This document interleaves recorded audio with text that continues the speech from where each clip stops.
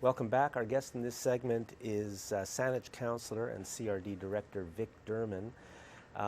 Vic, can I introduce you by saying, I think in this whole sewage treatment thing, which has extended over 7 or 8 years now, to me you are one of the smallish, unfortunately, group that has really tried, I think from the beginning, to have what I would consider just a fair and honest and open and democratic process. So thank you very much for that. Well, thank you, Jack.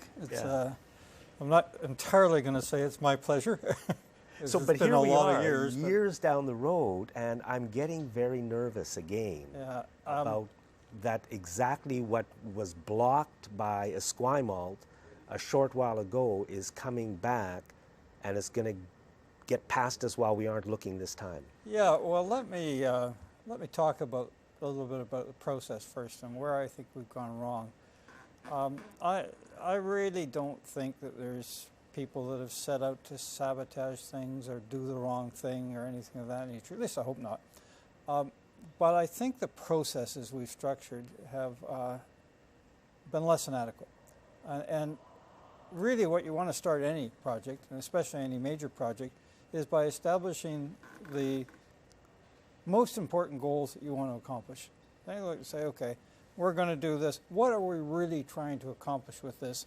And in the case of ours, we have to meet certain federal regulations, but we should be going way by that. We should be, maximizing resource recovery. We should be maximizing or optimizing response to climate change. We should be making sure that we are getting the best environmental gain overall we can. We should make sure that citizens get value for money, that we accomplish that gain while at the lowest possible cost to them. All these things should be accomplished. And then the next question you should be asking is, what's the process that can get us to those goals best? And that's where I think we've broken down. We established goals, and then we went off in a planning process that was only marginally related to the goals in prior times. And of course it failed, because it really wasn't the best answer to what we were trying to do at all. I hope we're a little bit more inclined that way this time around. Okay. Now, I think I heard this on the radio, but I know you also, I've talked to you about it.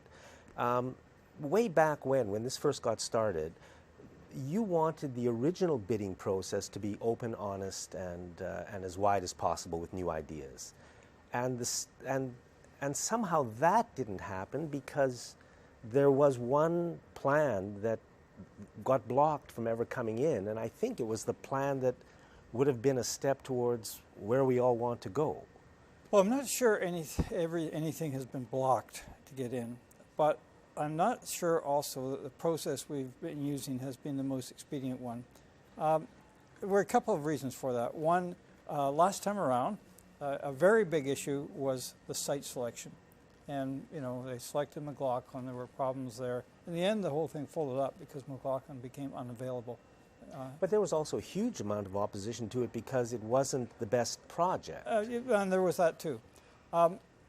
Now, that's carried over to this time on the site one. And so the committee that I'm on, the East Side Committee and the Core Area Committee, decided that they were, East Side Committee in particular, that they would follow a process of selecting or identifying sites first of all, and then they would go from there.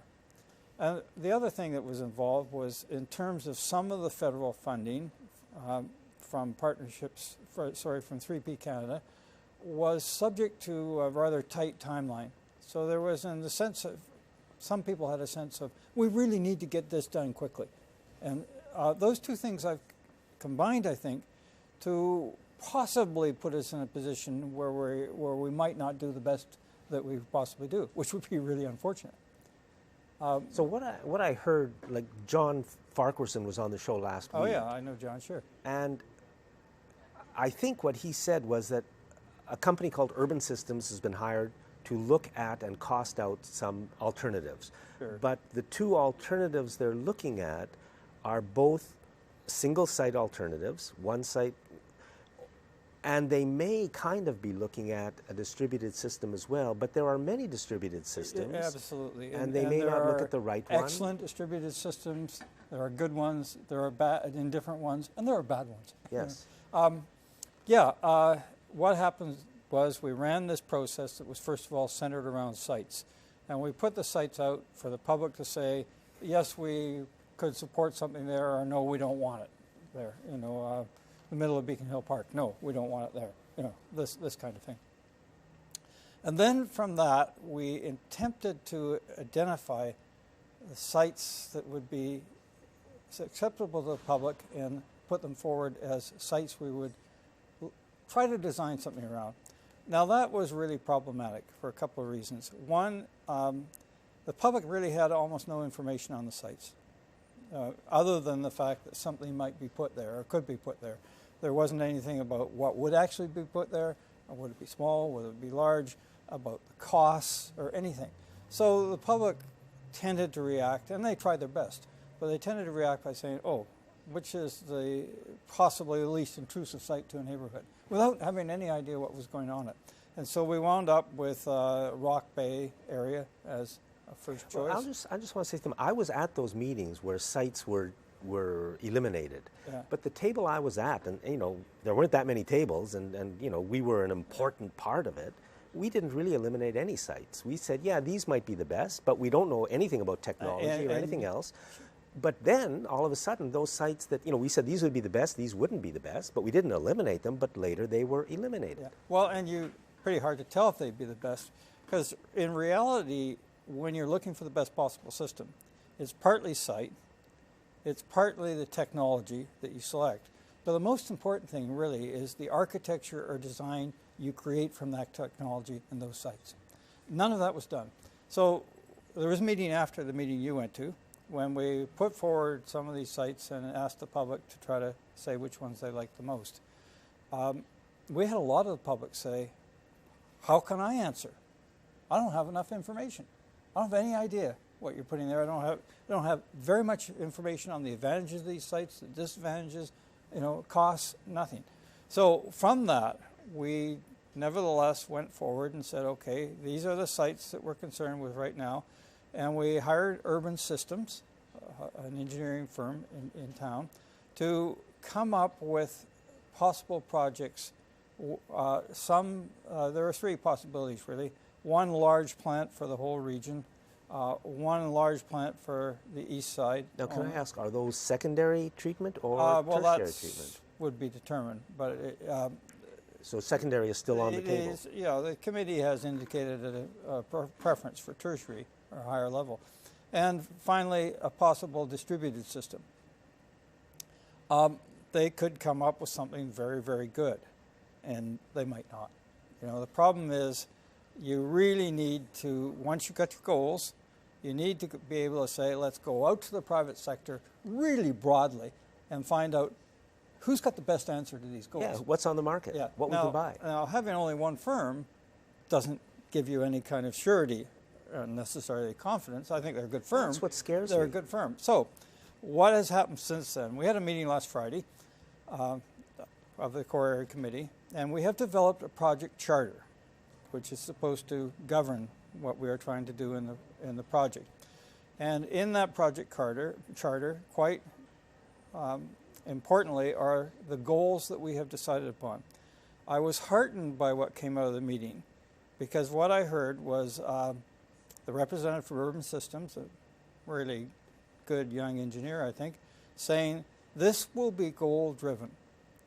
What we are developing may simply be a sample of what could happen, and we are still open to finding out the best way to accomplish our goals. Okay, now I heard on the radio a couple of days ago that final decisions are going to be made in mid-January, which is only 2 months away. And that's possible. That's 3 months away. That's a goal that was agreed to by the committee. A number of members of the committee, including myself, said this is going to be an unbelievably tight timeline. Got the holiday season in there, you know, That's and right. so forth. And I don't know. Maybe we'll make that. Maybe it will slide. But the important thing is this needs to be goal-driven. We have a technical... Well, the more important thing is we have to get what we want. Oh, I mean, absolutely. It sounds like what they're looking at isn't necessarily, I mean, people want a tertiary system and they're not even maybe looking at that. Hopefully, and this is where I have some cautious optimism. We have a technical oversight panel, and we charged them as part of what they did to advise us as to how we could best canvass the private sector broadly to reach our goals. I put that proposition forward, and the committee agreed to it. Okay. Now, for example, they're going to hold a day on October 23rd where they invite firms from the private sector to come in and present their solution as the best possibility. Little bit of an awkward process in the end, a bit of kind of skirting around. I would have rather we had established the goals and then go out to the private sector broadly right away to start with, and say, what's your best answer? Couldn't quite convince the committee to do that, unfortunately, in my mind. So maybe this is a workaround to get to the same place. I hope so. I hope so. Now, I'm going to spend all my time monitoring this and trying to push the idea that, we absolutely have to make sure that we have allowed the opportunity for the best and brightest solutions to our goals to actually get in the door. Yes. And be considered. Yes.